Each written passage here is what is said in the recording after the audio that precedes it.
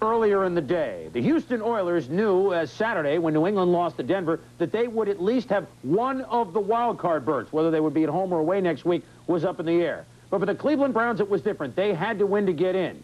And the Browns, who, of course, Monday night saw Bernie Kosar go down to injury, learned today that Bernie may have to undergo some surgery on a partial turn of ligament in his knee. Once again, as it was Monday night, Don Strock at the helm. Remember, he almost pulled out the game against the Dolphins. This time he was at home. Forget the dome. It's the House of Ice. Jerry Glanville, the black ski coat today. I got to give him the nod there. The heaters for the Oilers. The Browns wore different things. Don Strock, 38-year-old warm weather, not Bernie Kosar, would be the quarterback. Warren Moon, 5 Grey Cup championships. He knows what playing in the cold is. He also knows what getting nailed like Stephen Bragg did to him right here. But Strock wasn't immune either. Jeff Donaldson nails him too. It was a playoff game in the regular season. Strock, yes, he had the plays on his arm. Maybe he had it fur line. Chris Dishman, Herman Fontenot dish it out. Felix Wright levels Ernest Givens. On the other end, Mark Harper nails Curtis Duncan. All he's trying to do is field a punt. It was this sort of game. Warren Moon, he can move. Forget that it's ice, not grass. He can move around and make something out of nothing, as he does right here with Ernest Givens, yes, Tom, from Louisville. But it was different for the Browns' offensive line, who did a pretty good job because they knew Strock wasn't going anywhere in the pocket. Browns' offensive line, realizing that Strock is not very mobile, they clear him a nice lane, gave him pretty good protection all day here. A nice lane up the middle allows him to complete a pass to Langhorne. In the first quarter, it was not a picture-perfect debut for Don Strock. Throws it up for grabs. Domingo Bryant picks it off. And it will set up a 39-yard field goal by Zendejas, makes it 3-0 Oilers. Later in the first quarter, Strock looking for Herman Fontenot. Richard Johnson makes the interception, and the coverage here, Tommy, excellent. You won't see better defense than this. The cornerback cuts the receiver off, gets in front of him, makes the interception. Still in the first quarter. Can it be 3 interceptions? Strock, almost the hero Monday night. Could he be the GOAT this early? Domingo Bryant, and Domingo could go all the way. 36-yard return, touchdown, 10-0 Oilers in the first. But the Browns get back in it when they warm up the little fridge on a perfect day. Michael Dean Perry, he's one of the up men. He takes the kickoff. Remember this play. He is warm. Because when the Oilers get the ball back, David Grayson nails Moon. Fumble!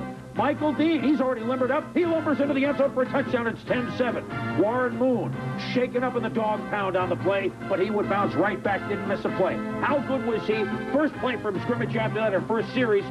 Immediately hits Ernest Givens to quiet the crowd. Givens caught 6 balls for 119 yards on the day. Warren Moon was tough. This drive ended up in a field goal, 13-7 Oilers. But Moon didn't take the toughest hit of the day. Watch this cameraman, a local man from Erie, Pennsylvania. Had to be carted off. Hope he is okay. Was unconscious for quite a while as he slammed by both players. Another word scenario, 2 Pro Bowl brothers. Clay Matthews, 57, Bruce Matthews, 74, going at each other. Oilers led at 16-7 just before the half. Don Strock back to pass. The ball hits Biner's shoulder pad. Keith Bostic recovers, and that's the way it is. 16-7. Oilers, the Browns in trouble when in the second half, first drive, Warren Moon to Drew Hill for 15 yards. Then Moon to Haywood Jeffries. Last couple of weeks coming into his own. Touchdown 23-7. The Browns have had to fight uphill too long, you figured at this point. Warren Moon was marvelous today. 287 yards passing. But then, the old man, and I hate to call him that because he's a friend of all of ours, Don Strock, the young man, hit another young man, Ozzie Newsome. 143 straight games, Ozzie has caught a pass. Then, down 23-7 still. Strock to number 44, Ernest Biner. First drive in the third quarter, touchdown, 23-14 Oilers. Next time the Browns had the ball, Strock to Webster Slaughter, 32 yards. Slaughter with 6 catches on the day, including a touchdown. Fourth quarter, the same drive, Strock to Biner, off his hands. Things going the Browns' way now. Herman Fontenot catches it first and goal. Then Biner, 3 yards, 23-21, Houston lead. On the ensuing kickoff, watch the key play made by Matt Barr, who hurt ribs a couple weeks ago in the Dallas game. Alan Pinkett is gone, except Barr makes the saving tackle.